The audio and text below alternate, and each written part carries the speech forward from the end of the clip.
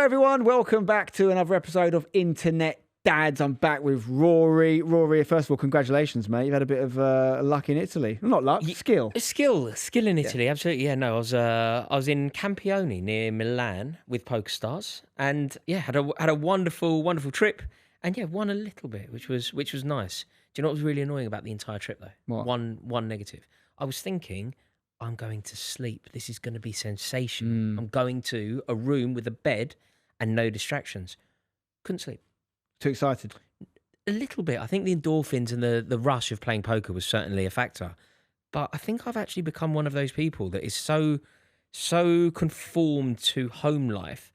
I need my own bed. I need my family. Like as much as it can be a distraction to have your children making noise in the house, I think on some level it's a bit of a comfort blanket for me. I get that similar when I go away and there's like a hotel and I know the best thing to do now is go to sleep at like 10. And that's an early night for me. A nice early night, good night's sleep because I don't know how many I'm going to get when I get home. But I always just find myself on my phone or watching TV and it's almost like the opposite. You're like, away from home for the weekend, so you want to make the most of it. But it's actually stupid. I should just sleep. No, I think the important thing is to just turn your phone off. It's very difficult. I'm talking like I do that. I've tried all sorts of things to get away from my mobile phone, like ridiculous. Yeah. I no longer have the applications. You moved them away. I don't have them where they used to be on the front page. I moved them to like the back page so that it isn't just this reflex. But you know what? I had the exact same issue. What I found I did is I just created a new reflex, which was swipe, down, left, right, bang, and I still did it. My issue is I've had notifications off on my phone for like a decade, right? On everything. So what happens? It's good, especially in the early days of like Twitter and Instagram, and people. It's crazy to me that anyone would have notifications on that now, but obviously we might get a bit more interactions than the average person. But even WhatsApp, for example, because I have notifications off, what it means is, when it's really busy, you don't get bothered and you just go to it as an appointment and you work through your post, and that does make sense. What also happens is sometimes you haven't got a message, but you go to check it as a reflex. Is exactly what you're talking about. That's the problem. And it becomes this other thing. I mean, I've used all the other apps, the apps that block you out of the app. Yeah. I use one now. I have to like end the session in order to use the apps and all this thing. It actually links to something I want to talk about today, actually, the smartphone stuff, because it does. It's very relevant in the childhood situation. It's something that we've thought a lot about. Our kids obviously aren't of that age yet, but they will be at some point. And it's also linked to this TV show that's out on Netflix right now that I just watched 2 episodes of last night. That is doing the rounds. Everyone's talking about it. It's called Adolescence. It's got Stephen Graham in it. He's actually the creator of it. And I don't think you've seen it, have you? No, not yet. So essentially, I've only watched a couple of episodes, but it's all about knife crime, but as it links to sort of internet bullying, Instagram comments can be quite harsh. The sort of Andrew Tate culture, this macho manhood, certainly as it links to children of a certain age. It's terrifying. And they're going through that stuff and the ramifications it can have, and it's really hard, I think, for people of our age and older to relate to it and understand how damaging that stuff can be because we didn't have it. Yeah. Like I had a Nokia 3210 when I was 13. I could play Snake, I could text. That was it. It's one of my biggest fears. Genuinely, it's one of my biggest fears for Clementine. I find Instagram and the culture that surrounds Instagram and TikTok so damaging, so much so that one of my biggest fantasies in life, when people think about winning a lottery, having major success, a lot of the time the thing that they will associate with that, they'll go, I'm going to buy a house here, I'm going to buy this particular car. Do you know what one of my major fantasies is? Deleting social media. Yeah, the same. I swear to you, like it's so ironic coming from us. Isn't it? Yeah, it is. People hear it from us and they think, "How could you?" I was literally chatting to my mate about this earlier. Like, how could you? You've earned money through it. You've got a career through it. Yeah. I have to be honest. I have a real constant battle with myself about where I stand on it because on one hand, I'm so grateful to what social media has done for mine and my family's life.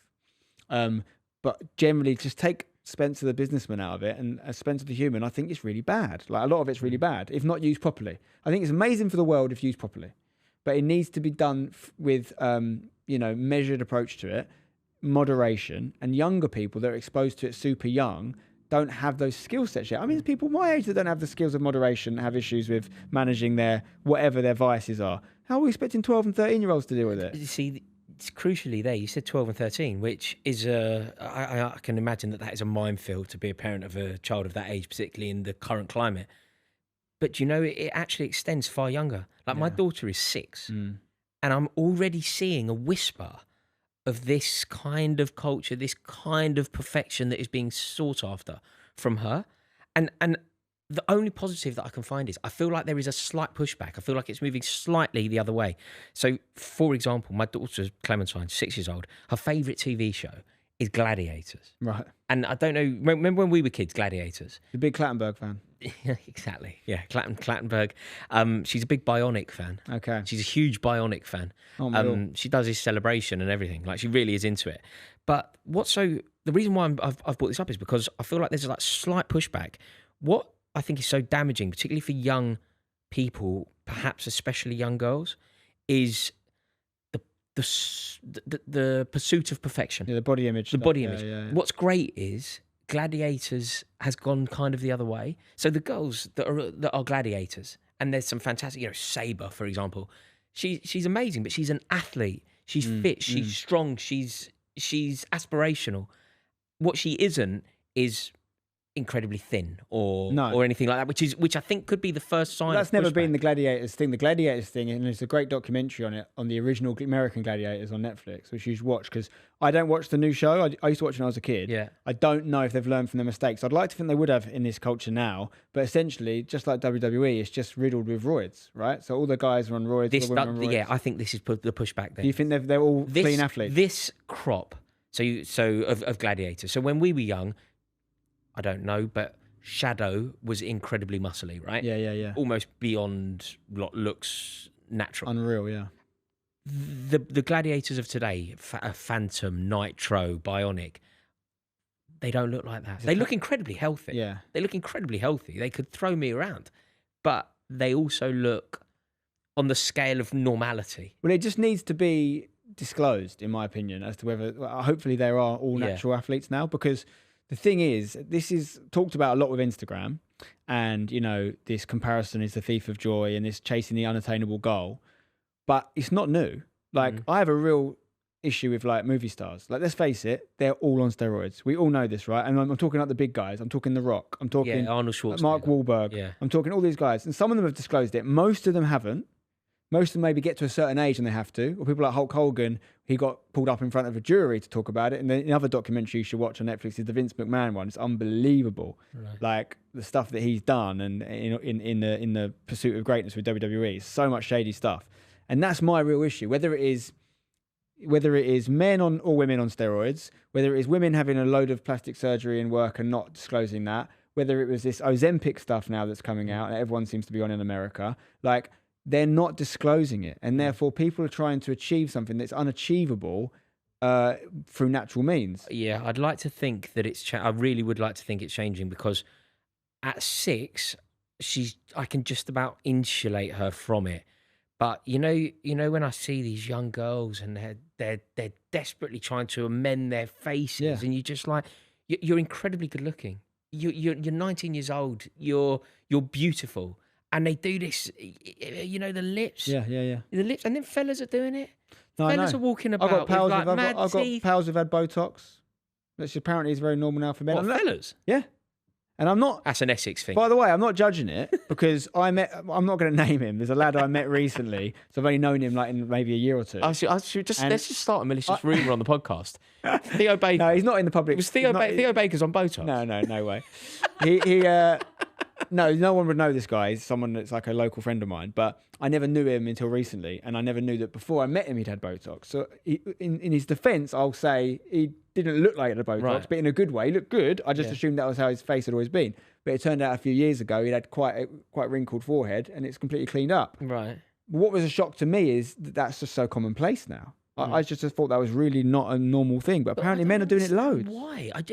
There's nothing wrong. I'm thinking about it now. There's nothing wrong with looking older, growing older, gracefully. I genuinely really look forward to being 60 and Victoria being 50. Yeah. I look forward to There is a beauty in it for sure. Yeah. I think there's a line for me. It's only my opinion, but I think for women and men, the issue is when it's obvious they've had it. Yeah. I think, like, first of all, I want to make sure about any health issues. So, like, I've considered, I don't necessarily need it, but you see, like, friends of mine have gone to Turkey and had hair transplants and things. You think, so when someone's got a really unfortunate hairline or something they're not happy with, what it can do for your life, I think, is incredible. The confidence it can give you, like where it can change your life. And that's not just hair transplants, that's loads of things. It's the Hampsteads, but it's the ones that don't need it, or it's the ones that it's so obvious they've had it. You look at, I know I'm going to probably upset some people here, but you look at Simon Cowell now, it looks like he's been stung by a load of wasps. Mate, do you remember Sylvester Stallone's mother?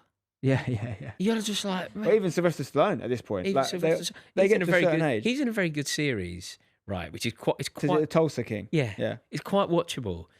But the girl in it, he's like 100 years older than her, and he's clearly like all, you know. Yeah. I just don't. I genuinely don't get it. My brain can't understand why anybody would do this stuff. I think Hollywood's one thing. I can't put myself in the shoes of these Hollywood superstars, and that they must have all kinds of thoughts going through their head that we can't relate to. What I don't like is like when The Rock, for example, is like Hollywood's highest paid movie star, certainly used to be, and a lot of that is related to his physique, and it's not being said that he's on, performance enhancing drugs, like an awful lot. The implication is that he's on performance enhancing drugs. But if you look at younger people don't realise, they don't know. Mate, I'm not suggesting here that I'm the most sharp man in the world, but 2 and 2 often makes a Christmas cake, and 2 and 2 is The Rock is on performance. I think you'd be surprised. Like, I can use myself as an example here, right? So when I was 18, I was a big gym guy. I was way bigger than I am now. I was like 20 kg heavier than I am now, right? I was like 93 kilograms. I walk around at like 72 now, right? So I've always been slim, but I was bang about getting big and strong. That's what I wanted to do. And I was all over. I was eating 6 meals a day. I was just desperate to be this rugby player called Sebastian Chabal. If you don't know rugby, you won't know him, but he's this 6'5", French, long hair, got the hair, looks like beard. a caveman. Yeah. I was like, I want to be him, and I was playing rugby, and I was doing all these things. Obtainable goals, Spence. This is obtainable the thing. goals. But I'm saying this as someone who is a pretty intelligent, if I do say so myself, 18-year-old. No one had explained it to me. First of all, the importance of genetics, because genetics is a massive thing in life. But you grow a beard at the time. But equally, no, I had the beard. But equally, we don't talk about genetics and stuff because it's almost like we have to sort of maintain this idea that anyone can be anything in the world, which is just not true. But anyway, I never thought that this guy's 6'5". I'm 6 foot. So there's 5 inches of weight there that I can't compete with. He's also built like a brick shithouse. I'm not. I'm a narrow, slim guy. So I was trying to weigh what he weighed. I didn't understand. This sounds stupid now, but at 18, I was like, I need to weigh 110 kilograms. That's what he weighs. I'm going to get so big. And I looked awful. Because I'm a slim guy, I looked massive. And I remember I was on a holiday with my brother Seb, and we were in a sauna. And in my head, and this is such a good lesson, I think, on like body dysmorphia and stuff. Because like in my head, I still saw myself as skinny because that's what I'd been at school. And I was so much bigger than I used to be, and bigger than anyone around me almost. But I didn't see that. I saw myself as this guy needs to get bigger. And in my head, I was just, need to get bigger. And I don't know how it came up, but I was in a sauna with Seb, and I said something about me trying to get big. And he went, yeah, you're a bit too big, aren't you? And I was like, what do you mean? And I looked down, and I had this big belly of fat. I'd never had any fat on me in my life, ever. And it was like this eureka moment. And I was like, oh my God, this isn't looking good. And I lost 2 stone in 2 weeks. I just scrapped it all. Yeah. And I never went back to being big again. Were you on performance enhancers yourself? No, I was on 6 meals a day. I was on copious amounts of peanut butter and tuna, toasted sandwiches, loads of protein shakes, and my farts were disgusting. I actually met Alex at uni at that time, and how she spent any time in my bedroom at uni is outrageous because it stank.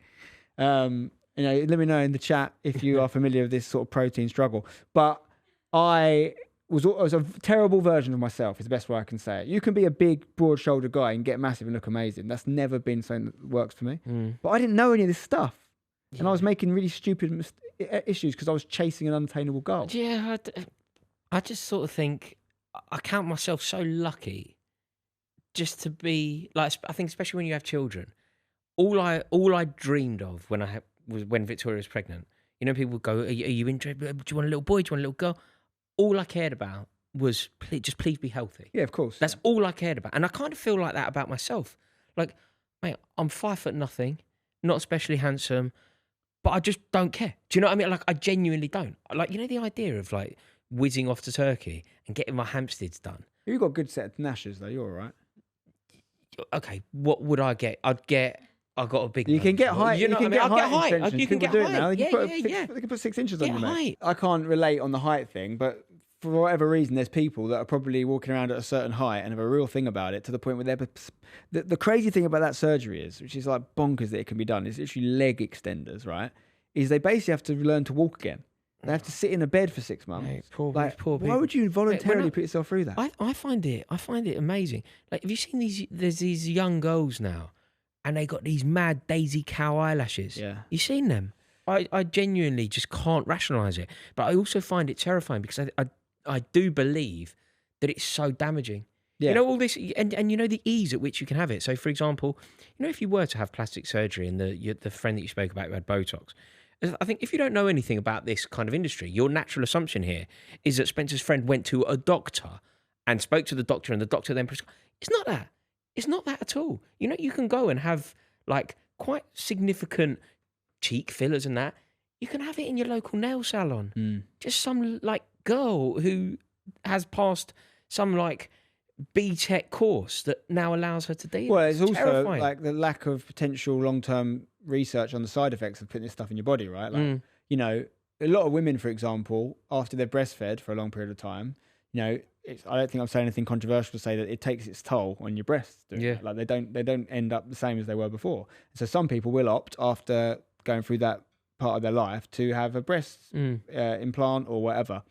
And, you know, there's a lot of people, and I'm not going to pretend to be an expert on this, but I've just seen a few anecdotal references to this, that are having their implants taken out now because they've a lot of side effects they've had from them having that silicone in their body. It's like plastic in you're having an operation to put plastic nothing into you. It's mental. And then, you know, when people make those decisions, it just doesn't chime with me at all. But I do also think, just to finish on that, I do respect a woman or man's right to do something, because we can't put ourselves in their heads. And if that's, for example, the breast thing or something else is like a huge thing for their life, or they've had they lost all their hair when they were 20 and it would just change their confidence. There is a value to that. Mate, absolutely. Look, if Victoria wanted to do that for herself, I wouldn't say, like, it's none of my business. It's her body. She can do what she likes, of course, and I'd support her decision. You know, when you see somebody, so I've got a friend, older guy from my gym, he's got himself quite a young girlfriend. Bit of a cliche, right? He's done very well.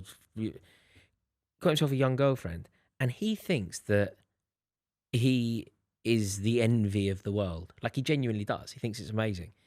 I'm full of nothing but pity for him. You know, I just think, you've ruined your relationship with your wife. For what? Like, do you know? I'm like, for what?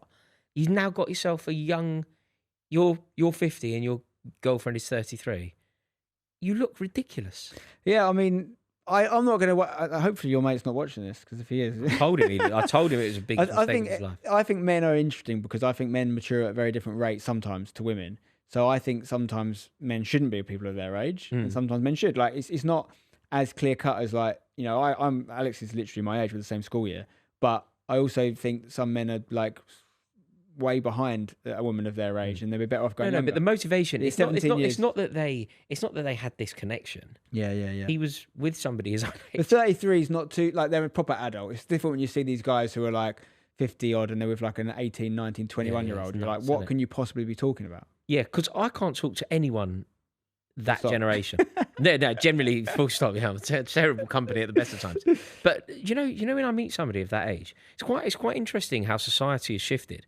So, for example, if I meet somebody who is 75, I feel like they are me. Say I meet a Londoner, 75. They're me. They were just born before me, and I can totally empathise with them. I feel like I've lived a similar life. I think they know who I am, and it's almost interchangeable. If I meet a Londoner, so somebody like me, but 20, we're different species. Even though you're closer in age. I've got nothing to say to a 20-year-old. Literally nothing. The world is changing at such a frightening pace. And this brings us back to the Adolescence show chat, because, like I say, these kids are growing up in a completely different experience to us. And there's these things on their fingertips that are so scary. And as I'm watching that show, as a parent, you can't help but think, like, oh my God. It goes back to the episode we had about homeschooling. Like, it's one of the reasons you look at some of these kids, and even the policeman in it, he says, like, I hate this place. His own son goes to the school and he says, I hate this place. So it's like a holding pen, and like, what are they possibly learning here? And there's so much toxicity there. And that is, again, I'm still exploring it myself, but that is my rebuttal to these people that say homeschooling's, you know, miss out on loads of social activity, like by not going to traditional school. Traditional school could fuck you up. It could ruin your life. Like, and I think that's getting more apparent, like, than it ever was at my age. And like, that made me just think we are definitely doubling down on the homeschool angle right now, because I don't want these kids. The big thing about smartphones, right, is they go like, oh, well, how are you going to how are you going to cope with the kid complaining because everyone else has got one? Yeah, and look at the state of everyone else. I don't want them to be like that. No, it's terrible. That the generation now, the young generation now, it's so worrying. It really is. Like, our children are just younger than that. And I think that we desperately have to hope that by the time they get to this, there needs to be some this impressionable age. I know it's terrible. We're seeing. So I don't know if I think Australia have now made it. It's either under 16s can't have smartphones or under 16s can't have social media. One of the two. But they've made some actual legislation to sort of acknowledge this is a bad thing for kids, and the rest of the world needs to follow. I follow a page called Smartphone Free Childhood. They have been getting on board with the adolescent stuff as well and looking at that. And I think that's got to be the future. We've got to find a way. In the same way that you're not supposed to have, an Instagram account or whatever if you're under 13, which obviously kids do have. We need to get these devices out of our kids' hands. Like, even just seeing my little 4-year-old boy so autonomous on an iPad is scary. They're just like, not even thinking that. Bam, bam, bam, bam, bam, bam, bam. Mate, do you know what was quite funny? My mum has an iPhone. She's not especially proficient on it in a way that I'm not. She needed something done. Clementine helped. Yeah. Like, what do you mean Clementine helped? Like, how does she even know what it is? I know. But no, it really is a worry. And in that show, so it's Stephen Graham. He's become like a national treasure. He's such a good actor, and I think I read some stuff about him, like, because he's not like, I don't think he's like classically trained actor, is he? I think he came into it quite late. I mean, he's done an awful lot of good stuff. He did all the Shane Meadows films. Yeah, that was great. He did all the Shane Meadows stuff, and obviously the Arctic Monkeys. He was he's a scumbag, don't you know? Do you know that song? Yeah. In the video, he is the scumbag. Is it? He is the scumbag. Yeah. Oh, but he's good in things like The Irishman as well. Like, proper Hollywood stuff. Yeah. And I think he became really good friends when he was playing Al Capone. I think him and Leonardo DiCaprio are best mates. Right, really? Really weird friendship. Well, I've seen some interviews of him promoting the show, and he's quite. He's got young, I think, teenage kids. And he's quite outspoken about all this stuff. And I think it's just becoming more and more apparent. Obviously got Ashley Walters in that show as well, ex-Solid crewman, top boy. And mate, he said funny you mention him, Spence. Do you know, I read something from him, an interview with him. And when you think about how London can be quite oppressive and quite scary, and the way that London is moving. I read Ashley Walters. I think he has 6 children. Really? I'd love to speak to him on here. That would be the dream. That would honestly be the dream. I think he went to Sylvie. I think he went to my school. Really? A bit older than me, but I think he went to my school. Went down the rapping route first. Went down the theatre school route first, I believe, and then into But he, he's such an icon as well. I reckon I know every lyric to every bar that he's ever spit as well. I mean, the 21 seconds. I've definitely got everything in that. But he did an interview that I found like almost eye-opening, like bewilderingly brilliant, where some like member of the So Solid crew basically went, "I've moved to the seaside. London's too rough." Yeah, and I went, oh, "Jesus Christ!" Like he has moved him and his 6 children out of London. Yeah, partly due to security reasons. He's got 8 kids. He's got 8 kids, Saffron. He's had 2 since you last. He's had 2 since I read the interview. Where has he gone? Margate. A lot of people go Margate. I think he's gone somewhere Brighton. Slightly hipstery, not as hipstery as Margate or Brighton, but yeah. Kent. Margate is Kent. He's gone Herne Bay. No, Herne Bay. They used to be in the league we're in football. Really, he's gone to Herne Bay. Margate. Yeah, but I did find that. When you think, like, I'm aware of the pitfalls of London. I can see it. I can see what's happening, and it is terrifying for children.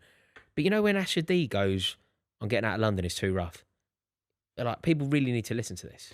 Well, I think it shows you what happens when you have kids as well, and you change your priorities in life. And it's always an interesting one with rappers. And maybe I'm taking a lot of this from American culture, but like, so much of it is bravado and rapping about this culture, which I know a lot of them grow up in and around, no doubt about it. But equally, they're poets. Yeah, I always find that such a weird synergy. Like, and I'm talking about, like, I'm a big fan of like NWA and all this stuff, and Tupac, and like Eminem's a great example, right?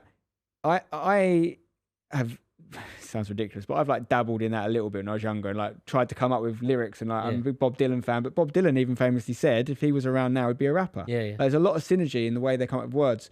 And like, they're like Shakespearean in their ability to, and I'm not talking like basic stuff here, I'm talking really clever wordplay. And you don't get good at that without having a really fundamental grasp of grammar and the English language. And that's like the least gangstery thing of all time. It's Shakespearean. Do you know what I mean? But it's such an interesting like juxtaposition, how they can do both things and be obsessed with words. That is what a rapper basically is, a good rapper in my opinion. No, totally. And it is very interesting how that world has moved, and also that he then left London. So he's in this show, and it is. So and it's honestly, mate, it's not good viewing in the sense of like it's fun to watch. It's horrible to watch. It's incredibly well made. Every episode is one shot. The cameraman, the DOP has to win awards, if no one else, because it's unbelievable, some of the stuff they do. They go from like a steady cam to a drone shot to some crazy stuff, but it's all one shot. And you see the behind the scenes, they're like, honestly, I could talk all day about it. It sounds like they've paid us to talk about it. They don't need to. It's so good. And, but it's so horrible because I'm watching it. I'm just thinking, I can't have my kids in a school like that. And is it based on reality? Is the story born out of reality? Very topical. Actual reality. I don't know the answer to that. Right. But it is based on, like, they're referencing things like Andrew Tate in the show. Like, they're referencing very modern day culture. And as I was watching it, I was thinking, like, this is so valuable because so many of the people watching this will be from a certain generation and they will have no idea this stuff is going on. They have no idea. And this is talking about it's very Instagram focused and we need more of it. Like, I was telling my friend earlier today, the battle I have so much is, we all do. We all work in this space. This podcast is in this space, right? One of the reasons I'm liking this podcast so much is because I think it's very worthy what we're doing. We're having, like, hopefully a good impact on people that are listening to us, which is really important to me. But ultimately, we are, packaging stuff up. A lot of it is short clips. A lot of it is asking people to watch that stuff. And of course, our clips might be relevant and we think they're good stuff. But if you want someone to be on TikTok or Instagram or wherever to see it, that means they're seeing a lot of other stuff as well. And they're putting themselves in that world. And I worry about people's ability to moderate their exposure to these things, particularly younger people. But mate, forget younger people. They're in theory going to be quite good at this. I can't believe what's happened to my to my Twitter page, my feed. Yeah, it's unbelievable what I see now. It's unbelievable. X is in the dirt, isn't it? Let's be honest. Do you know what I get? I basically get football violence, violence of any kind, loads of pornography. That says a lot about your cookies. Yeah, and you're just like, I don't understand though how it can be on there. How it can even be on there. Even before Elon Musk took it over, Twitter's had a pretty carte blanche thing with regards to some of the content that can be shown on there. Like, you've got OnlyFans people and stuff putting the full-on graphic sex scenes on Twitter. There's no anyone could see that. Like, it's pretty bad. But I just think that that's the website that needs to be. If anything's going to be actually shut down, that is the one, isn't it? It's just mental. Yeah, I mean, I know a lot of people have a very different relationship to. I mean, I used to use it so much. OnlyFans. Oh, sorry. I thought you were talking about X. Oh, right. No, not OnlyFans. That's funny. No, that's the one that has to be. Funny. I don't mind OnlyFans.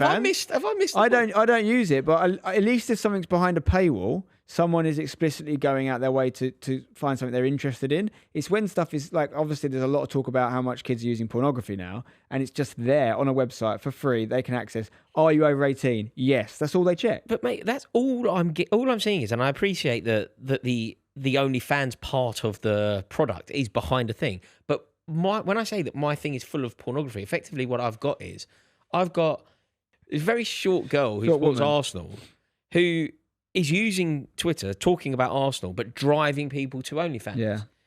And there used to be a girl that was doing it at Chelsea, a Chelsea girl that was driving people across. So I've just got there's a Southampton girl. There's they've got them, but that's not. That's an X issue. Like that, it depends what the content they're doing on that platform is. But also, that's not new. Like they've had newspapers with XXX adverts in for decades. Like, that's not new. If you want to seek it out, you seek it out. My issue is that kids can just type in I used to have to work for my porn. When I was a teenager, I used to go in. Honestly, I could make a sketch out of this. We used to go into the newspaper, the newsagents, me and my mate, and I'd be like, I wanted to buy the Daily Sport. Yeah, because this is when I'm 13, 14. Daily Sport, if you don't know, I don't know if it's still around. It's just loads of topless girls in it and stuff. But you could also buy it masquerading as a devoted sports fan. What I would do is I'd go, this is so extra. I'd go up there, I'd get the Times, the Telegraph, and I'd literally be like, hello there, Esquire. I'm here to purvey the latest news. Of course I have the Times and the Telegraph, and I'm interested in the sport. So I'm going with the Daily Sport there, good sir. And he'd just be like, do you just want the Daily Sport? I'd be like, yes, please. But then we'd go, this is like sad, but I don't mind admitting it. This is like what you had to do back in the day.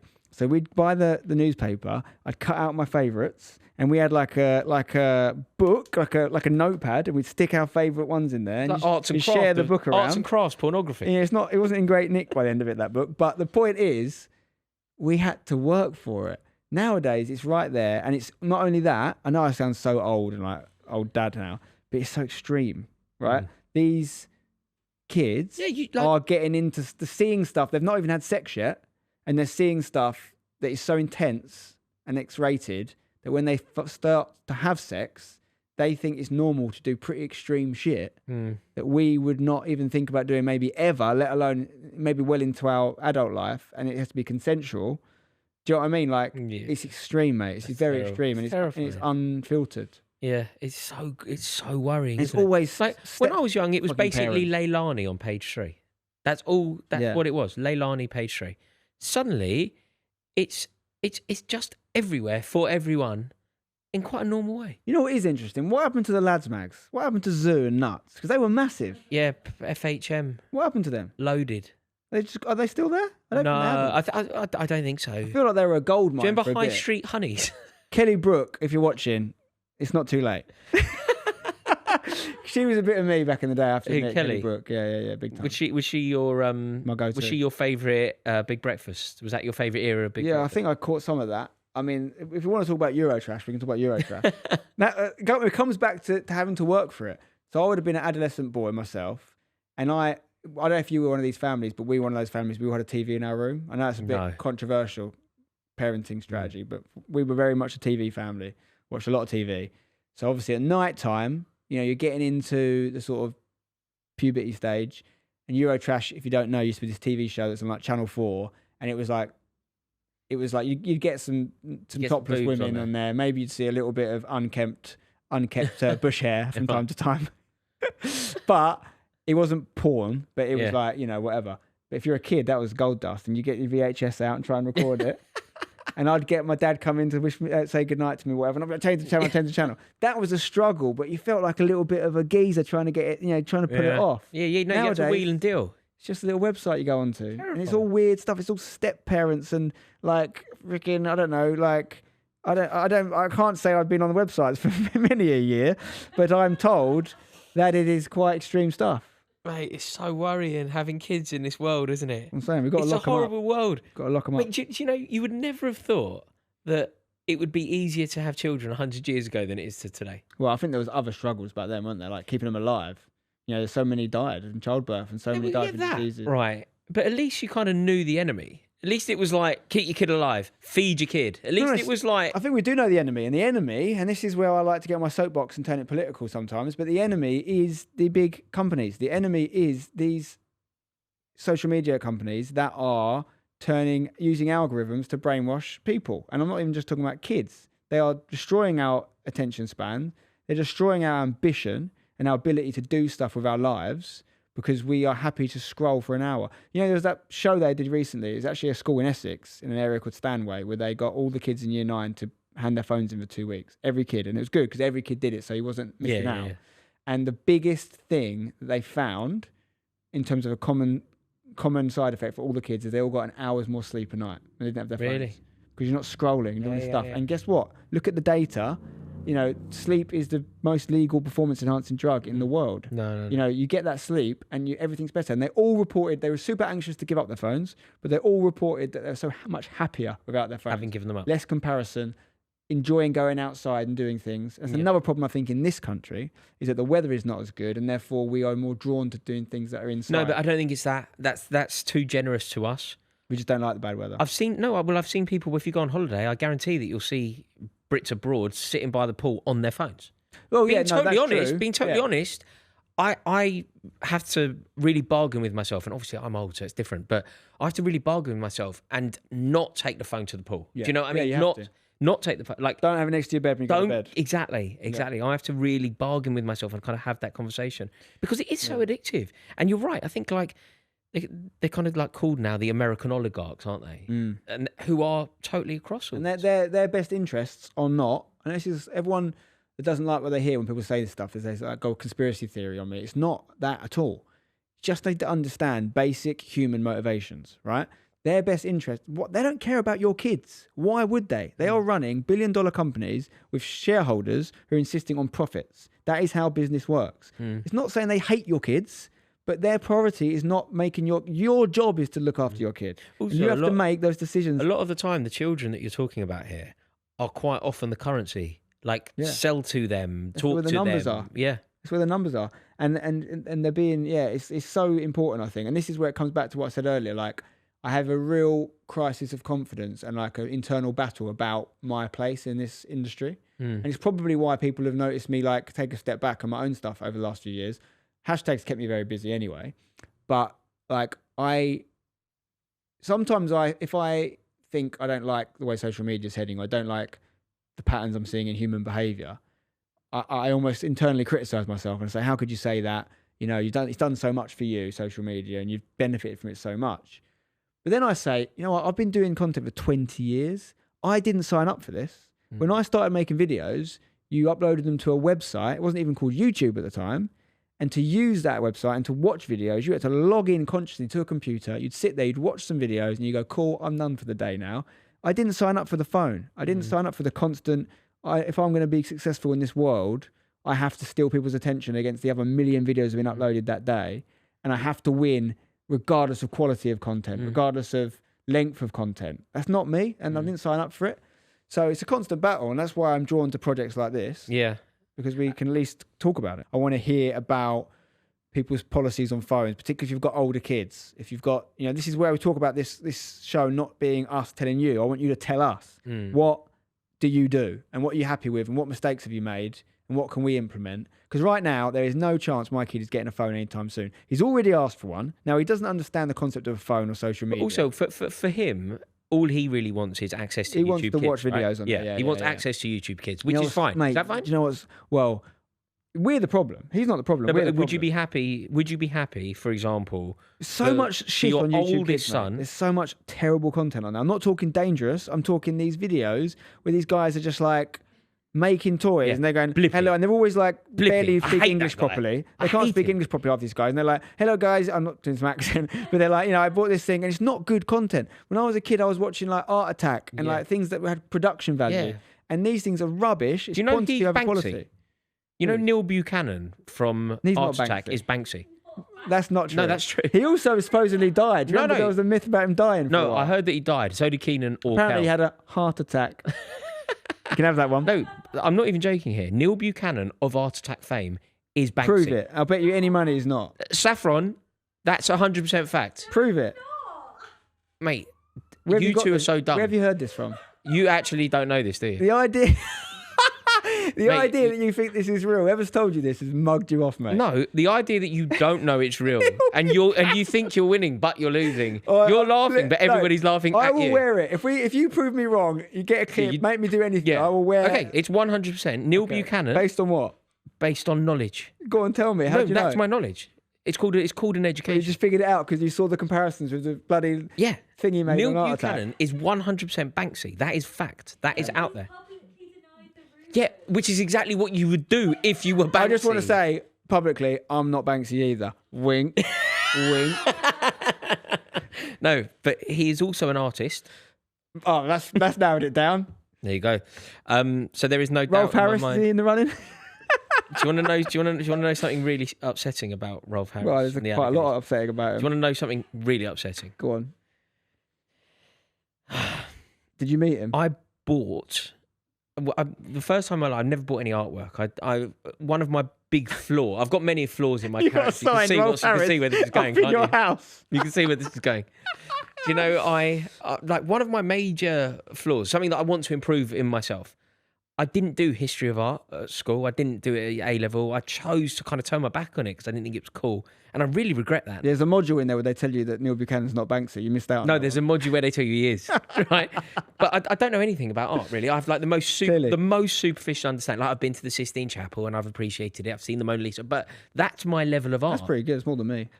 But that's really poor, right? It's really top level stuff. And I wish that I kind of knew more about it. And I wish that I kind of immersed myself.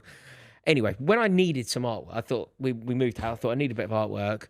I'm the only artist that I'd ever really known was Rolf Harris, right? Because I used to watch Do You Know What It Is Yet? And I thought I'm going to buy a painting, quite an expensive painting, a Rolf Harris original.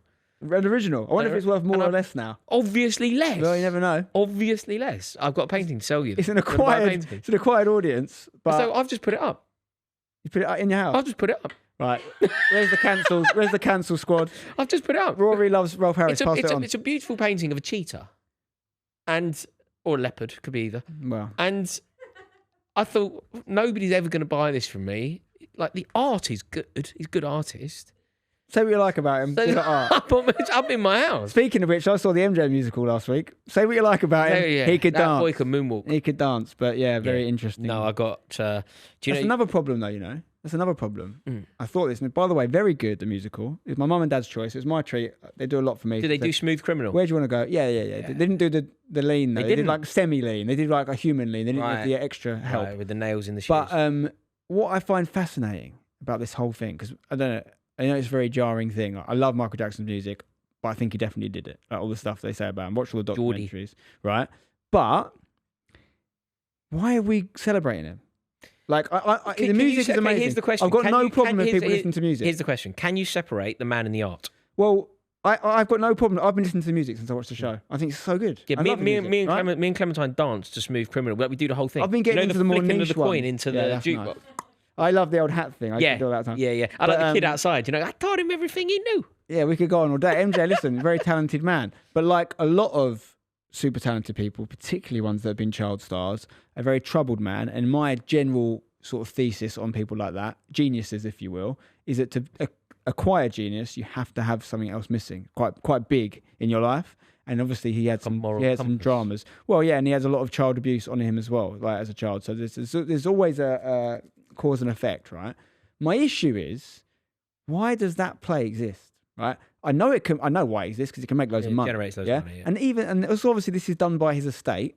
And I know the things that he's been accused of never been proved because he's settled. Well, he was lots actually of money found out not of guilty, court. wasn't he? But he also settled a lot of money in other cases as well. A lot of money was paid. I believe it. Do you think it would be different? I'm with you. I don't believe. I don't believe that he's innocent. But do you think that if he were officially guilty, that there wouldn't be a? I'd like to think so. The point. Probably. But they even allude to it in the play, which obviously has been made and honed by his estate. They talk about the controversial allegations. Maybe it hasn't been. And they say stuff like, who's this family he's got on the tour with him? What's this about? Like, they're hinting that he's into dodgy stuff. That's in the play. So, like, why do we continue to do it? It's one thing, like, there's so many repeated examples of this. People are hugely talented in the public eye, and things that would ruin anyone else's life and a normal person and they'd never recover from it. We just forget about it because they're so good at something. Is it just simply that the art is too good to ignore? But the art exists. You can listen to the music, no problem with it. But we shouldn't be making plays and in the plays honing about the fact that he did quite dodgy stuff. I haven't seen it. It's not really the kind of thing that it's really good. Is it? They do talk about the bleaching and the skin condition he had and all that stuff. They reference it all. So I'd say it deserves some credit because it doesn't not tackle the difficult subjects. It's a lot about maybe that's why then. With his father. I know, but I still think it shouldn't exist. I don't think it should exist as a play. But yet you went. I went. My mum and dad's choice. I said, "Where do you want to go?" My mum's a big MJ fan. Yeah. I'm going to hang my mum out to dry here. Yeah. Right. I love you, mum, but this is fact. When all the MJ stuff started kicking off, and I think I was at uni at the time, my mum wasn't having any of it. She was like, "No way did any of that."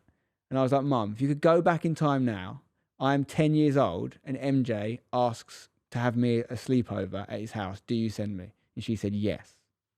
And I just think, why? He's proven a point. Why take the gamble?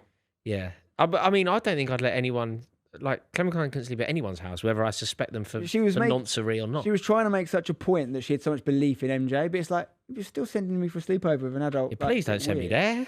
Anyway, anywhere else. My mum might regret that now, so I won't hold you to account on that, Mum. But I actually would like to get my mum on here one day because she was telling my little boy some stories the other day, and it's come to my attention, and we should do a whole pod about this, whether she's here or not.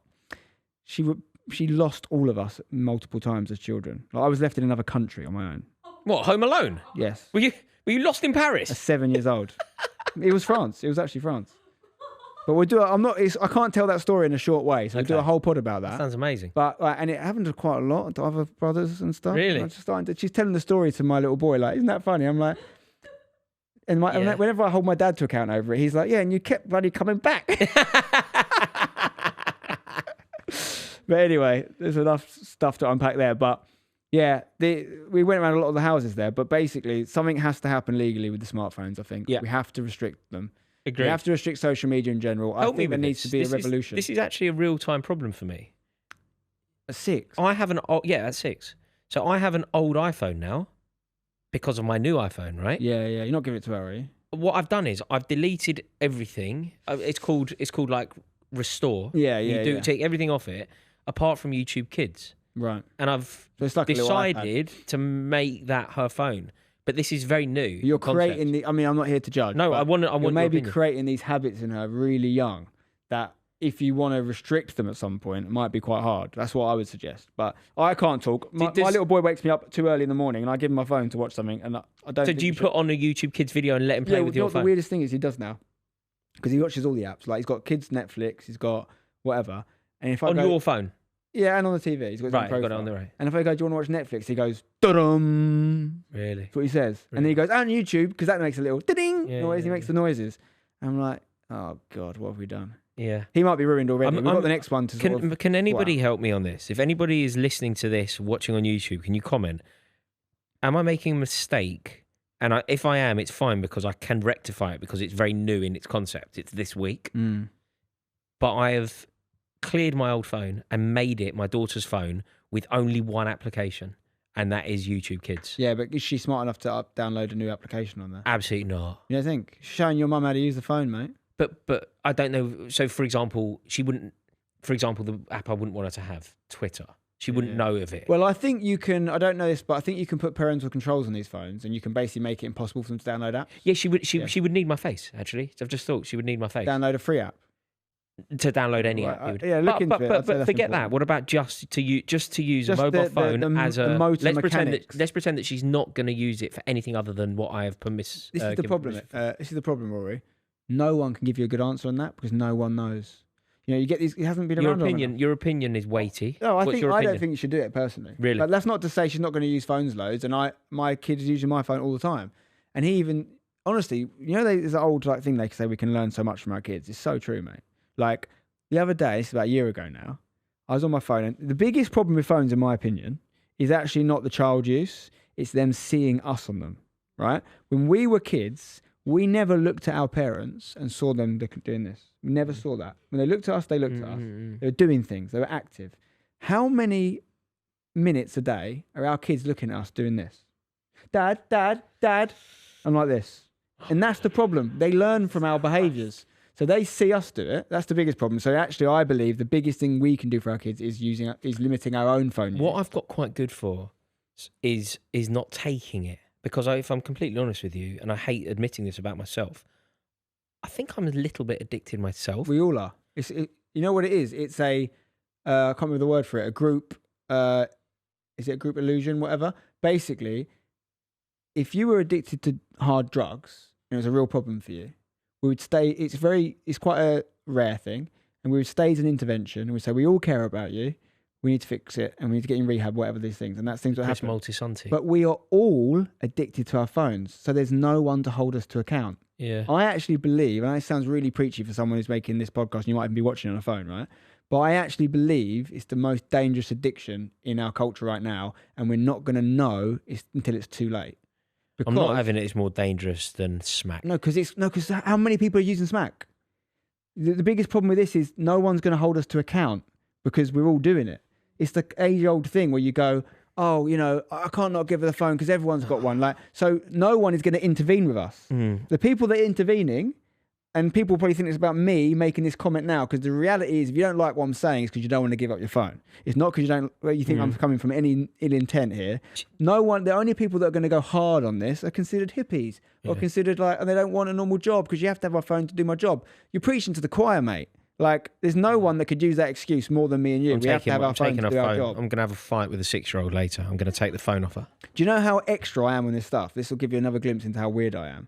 I've been really keen this year to try and introduce some more habits and sort of slowly refine my millions of things, whether it's exercise, whether it's I've got one on. I haven't drunk alcohol since October. I've got one on that. You got to pack that in. Basically, I've got an Excel spreadsheet, right? It's called a habit tracker, and I have like 20 different things. It's each month, and I have an aim of how many times a month I want to do or not do that thing, and I track it. And one of the things is screen time, so I'm slowly trying to decrease my screen time. For example, 10% a month. Do you give yourself 2 hours a day on the phone? Do you yeah, do so I've got like so my target for screen time per day is less than 300 minutes a day, right? So actually, it's 5 hours, but you that's so long. I'm not saying I do more. I do more. People do more. But that's so much time. But every month, if I succeed, I reward myself and everything I succeed on. I reward myself by giving myself like $100 poker buying thing, or whatever I want to do for fun. And if I fail, I punish myself, and it's like I might have to do a assault bike session or something that's like I don't enjoy doing. I hate that, but it's still good for me. So. But I do it on every month. I've got one on porn. What, you allow yourself a certain amount of porn? I allow myself 3 a month. 3 what? 3 Spencer times a month of porn. Mate, that's a bit. So I mental. can have a Tommy Tank, but I can't. I have to use my brain. I've done that before. I did that for a whole year once. What, so only natural. You have specific quota of pornography. 28 days a month. I have to go clean 28 days a month. What, without pornography? Without porn. But you're allowed sex in that time. Yeah, I can have so much sex as I want, mate. That's the problem. There is convincing someone to have it with me. The night is young, Spencer. I.e. Alex, but no. I just think I don't really watch porn, to be honest, but I obviously have in the past a lot, and I think it's really dangerous for men, particularly if you've got a certain personality. I have one about drinking. I'm trying to drink never at the moment, so I really wish you'd stop every day. If you're gonna, I think wank more, drink wank less, drink more. I mean, that could be the sign. Some people, maybe you don't want to talk about it, but some people I think have a crazy masturbation habit. I've got mates who we're talking 3 a day minimum. 3 a day? Yeah. My age or older. Or older. I think they've got serious problems, mate. 3 a day? Yeah. Quite impressive. Well, I couldn't do it. I wouldn't have the time. No. Or the inclination. I'd rather just read a book. I think there's a huge bit. We're talking, again, we're adults. We're adults with kids, all these sorts of things. What are kids doing now? What is a horny little 13-year-old boy doing now? This has been quite an enlightening episode, but also one of the most upsetting, I think. No. I never finished the thing I was going to say about my kid, about learning from our kids. So I'm on my phone about a year ago. My son's like 3. And he's talking to me. Like sometimes, and I don't think this is necessarily a phone thing, it's like a dad thing. You sort of switch your brain off a little bit, and they might have to call you like 4 times just because they're honestly all day like, Dad. So it takes a bit to come through. So I'm on my phone like this on the sofa, and he's going, Dad. I'm like semi-aware he's doing it. And he comes right over to me, pulls my phone down, and he goes, Dad, wake up. I'm wide awake. It's horrible. But he's like, I'm asleep. It's actually horrible. And I'm like, you're so clever. Like, you see things that I don't see. Do you know that was a horrible thing that you asked there? I think you asked it rhetorically, but the truth is, how often does Clementine look up and see me scrolling? And the truth is more than she should. And it's a horrible admission. I know. Horrible admission. It's awful. This whole episode has actually been one horrible admission. How many times do you go somewhere with Clementine or like go to her or whatever and bring your phone with you? Less than you think. I've got quite good, but only because I was doing it too often. Only because I've had to correct a behaviour. Yeah. But for example, now if we go to the park, like if I take her to the park on a morning when I'm trying to let Victoria have a kip, take Pandora, take Clementine, we'll arrange to have meet one of our school friends, and it will generally involve meeting at Gale's, going to the park. I will leave the phone. I will specifically send a text. I'm leaving now. Leave the phone. I do that loads, right? Like last night, for example, I was talking to our football manager, and I was supposed to go. I'd agreed in the day I was going to go to training, talk to a player, if he was there. So I said, let me know if he's there, and I'll come because he's only down the road. And obviously 6-7 hours have passed until training comes around. And I had left my phone completely, didn't use it all night, and I completely forgot. And he had missed calls and all these things. And you think, it's so easy to fall in the trap of I need to be always available, particularly if you run a business or whatever. But it didn't used to be like that. No. And this isn't just a work thing, by the way. It's a relationship thing. So like when I go back to when me and Alex first started going out after uni, right? We both were doing internships and jobs in London. And we would send each other these like long emails, like little love letters, or like nice, funny. I'd try and be funny, make her laugh, try and charm her a bit. Maybe 1 or 2 a day, going back and forth. And there were a lot. It was like basically a letter like they used to do back in the day.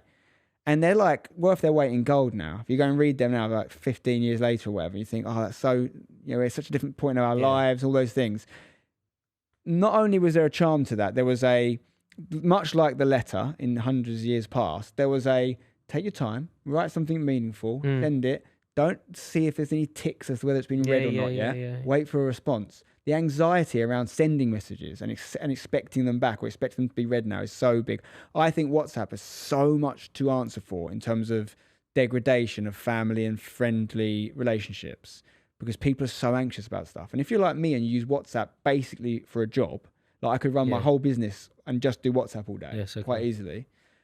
You forget that other people don't use WhatsApp like that. WhatsApp is my main one. The reason why, at least when I justify it to myself, the reason why I'm always on my phone, checking my phone, is WhatsApp because I might get some work offered. Yeah. That's my justification. It's probably not true. But you might. But I think it's fine to reply within 24 hours, 48 hours. Absolutely. You have to reply in a minute. And if people are expecting that of you, then that's on them. Yeah. And I think, especially when you've got kids, your priorities have to change. Yeah. And to go back to the relationship thing, our parents, for example, they grew up in an era where, again, traditionally, whether maybe you both had jobs, maybe the man had a job, the mum didn't, whatever, but you left each other in the day. Now, this is coming from someone who works with his missus and sees her like all day, basically. But traditionally, you had that day apart. You come back together for the family meal. Darling, how was your day? Oh, this happened. Oh, God, lovely, lovely, lovely. Now, we're in constant contact. Whether we're at different places and working apart, but it's a message. You don't reply. Why didn't you reply? It's obviously going to affect your desire to see the person and talk to the person. Like, absence makes the heart grow fonder. Yeah. We're not absent from anyone anymore. Yeah. No, even when we're away. This has been an incredibly didactic episode for me. This has been the most thought-provoking that we've ever done, in my opinion, because it's given me a lot to think about. But the scary thing is we don't know what to do because I know that I'm taking my phone off.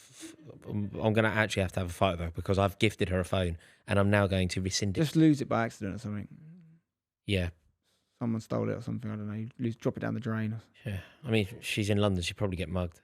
Yeah. We can arrange a mugging. Not in Herne Bay, though. Exactly. That's what's called a callback in the comedy industry. We will finish with a quick dad diary. We want more of these, by the way, guys. I know we had a couple of guests back to back and stuff, and we didn't use them as much, but they're always valuable. Even if we don't get round to them straight away, we will get back to the best ones. We really like reading them. Thank you. So we appreciate that. I'm going to pick one out now just to end the episode. It says, "Hey guys, love the work you're both doing on the pod.